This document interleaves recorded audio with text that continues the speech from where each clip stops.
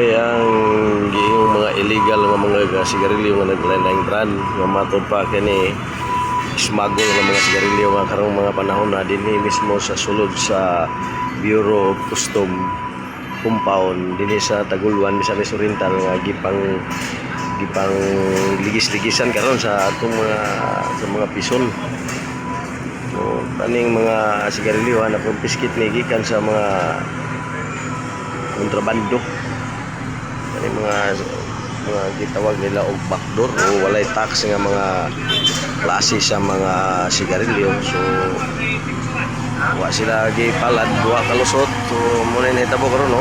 Gani ang atong pison no gi ligis-ligisan pagyadog pag ayo kay aron ipaniguro nga wala gyud madala sa ilang panimalay sa atong uban natong mga kaigsunan kay sabta nato naagi mga uban natong mga kaigsunan nga mopahimulos aning maong mga item kung makalugar.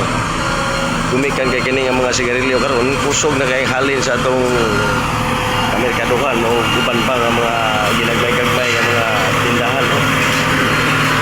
Antod karon mga orasa nagpadayon pa